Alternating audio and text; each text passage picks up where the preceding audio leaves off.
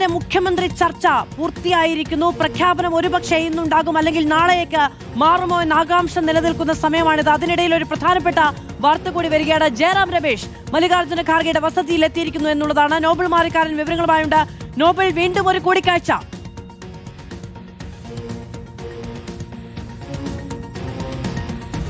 മാധു, ഇപ്പോൾ കോൺഗ്രസിന്റെ കമ്മ്യൂണിക്കേഷൻ വിഭാഗത്തിൽ തലവനും ജനറൽ സെക്രട്ടറിയുമാണ് ജയറാം രമേശ്. അദ്ദേഹം മല്ലികാർജ്ജുൻ ഖാർഗെയുടെ വസതിക്ക് അകത്തേക്ക് കയറിപ്പോയിട്ടുണ്ട്. മല്ലികാർജ്ജുൻ ഖാർഗെയുമായി ജയറാം രമേശ് കൂടിക്കാഴ്ച നടത്തുന്നുണ്ട്. എന്താണ് ആ കൂടിക്കാഴ്ചയുടെ ഉദ്ദേശം എന്ന കാര്യത്തെക്കുറിച്ചൊരു വ്യക്തത എന്താണെങ്കിലും ഇല്ല. പക്ഷേ ഈ കൂടിക്കാഴ്ച പ്രത്യേകിച്ച് രാഹുൽ ഗാന്ധിയും മല്ലികാർജ്ജുൻ ഖാർഗെയുമായി നടത്തിയ ചർച്ചകൾക്ക് പിന്നാലെയാണ് ഈ പറഞ്ഞ ജയറാം രമേശ് അങ്ങോട്ട് എത്തിയിരിക്കുന്നത്. ഒരുപക്ഷെ ജയറാം രമേശ് സാധാരണഗതിയിൽ ജയറാം രമേശും ഇതുപോലെ പ്രധാനപ്പെട്ട തീരുമാനങ്ങൾ പ്രഖ്യാപിക്കാറുള്ള ഒരു നേതാവാണ്. സ്വാഭാവികമായി ഒരുപക്ഷെ ഈ പ്രഖ്യാപനം ജയറാം രമേശ് നടത്തുമോ എന്നത് വലിയൊരു ആകാംക്ഷയുമാണ്. എന്താണെങ്കിലും കോൺഗ്രസ് മുഖ്യമന്ത്രിയുടെ കാര്യത്തിൽ ഇപ്പോഴും ഒരു തീരുമാനം എന്താണെങ്കിലും അത് പ്രഖ്യാപിച്ചിട്ടില്ല കോൺഗ്രസ് ഹൈക്കമാൻഡ്. എന്തും സംഭവിക്കാം, ഒരുപക്ഷെ ഇന്ന് പ്രഖ്യാപിച്ചേക്കാം. പക്ഷേ ചില കോണുകളിൽ നിന്നാണെങ്കിൽ പോലും ഇത് പ്രഖ്യാപനം ഉണ്ടായേക്കില്ല എന്ന സൂചനകൾ വന്നിരുന്നു.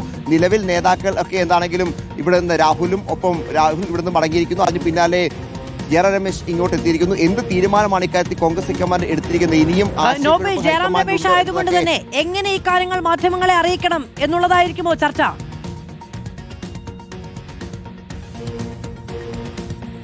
മാധവ്, നമുക്ക് തള്ളിക്കളയാൻ കഴിയില്ല. ഒരുപക്ഷെ ജയറാം രമേശ് പ്രത്യേകിച്ച് ഈ കമ്മ്യൂണിക്കേഷൻ വിഭാഗത്തിലെ തലവൻ കൂടിയാണ്. അദ്ദേഹം ഇത്തരത്തിൽ ഈ പറഞ്ഞ കോൺഗ്രസിന്റെ പ്രധാനപ്പെട്ട പ്രസ് മീറ്റുകളും ഇതുപോലെ പ്രധാനപ്പെട്ട തീരുമാനങ്ങളൊക്കെ മാധ്യമങ്ങൾക്ക് മുന്നിൽ പറയുന്ന ഒരു നേതാവ് കൂടിയാണ്. ഒരുപക്ഷെ മല്ലികാർജ്ജുൻ ഖാർഗെ ഇക്കാര്യം പൊതുജനങ്ങളെയും രാജ്യത്തെയും സംസ്ഥാനത്തേക്ക് അറിയിക്കാൻ ജയറാം രമേശിനെ ചുമതലപ്പെടുത്തുകയാണെങ്കിൽ ജയറാം രമേശ് ഒരുപക്ഷെ വാർത്താ സമ്മേളനം നടത്താനുള്ള സാധ്യത അല്ലെങ്കിൽ മാധ്യമങ്ങൾ കാണാനുള്ള സാധ്യതയുണ്ട്. ഏതാണെങ്കിലും ജയറാം രമേശ് ഇപ്പോൾ ഖർഗെയുടെ വീടിന്റെ അകത്താണ് ഉള്ളത്. ഖർഗെയുമായി അദ്ദേഹം ആശയവിനിമയം സംസാരിച്ചുകൊണ്ടിരിക്കുകയാണ്.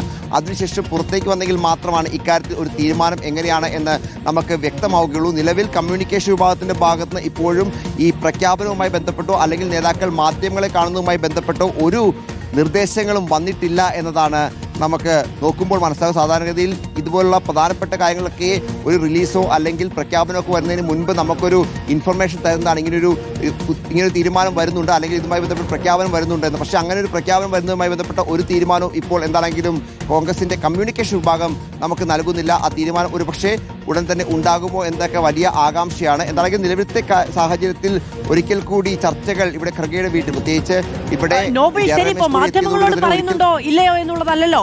ഈ പറയുന്ന നേതാക്കളുടെ എല്ലാവരുടെയും വീടുകളിലും ഓഫീസുകളിലും കോൺഗ്രസിന്റെ DCC ഓഫീസുകളിലും KPCC ആസ്ഥാനത്തുമൊക്കെ തമ്പടിച്ചിരിക്കുന്ന കോൺഗ്രസിന്റെ അണികളും നേതാക്കളും ഉണ്ടല്ലോ. അവർക്കൊരു മറുപടി വേണ്ടേ? ഇന്നുണ്ട് ഇല്ല എന്നെങ്കിലും.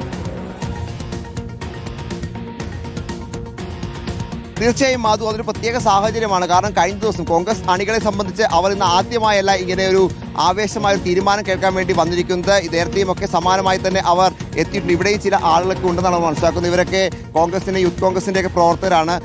ഒരു തീരുമാനം പ്രതീക്ഷിച്ചിരുന്നത് നമ്മൾ അതിനു വേണ്ടിയിട്ടാണ് ഇവിടെ വെയിറ്റ് ചെയ്ത് നിൽക്കുന്നത്. തീർച്ചയായിട്ടും ഒന്ന് വരുന്നതാണ് പ്രതീക്ഷ. ആരാവുന്ന പ്രതീക്ഷ? ജനങ്ങളുടെ വികാരം ഹൈക്കമാൻഡ് മനസ്സിലാക്കും എന്നുള്ളതാണ് പ്രതീക്ഷ. വികാരം എന്ന് പറയുന്നത് VD സതീശൻ. തീർച്ചയായിട്ടും. ഓക്കെ, VD സതീശൻ മുഖ്യമന്ത്രി ആകുമെന്നൊക്കെ പ്രതീക്ഷ. ഏതാണ് ചില ആളുകൾ കൂടി ഉണ്ട്.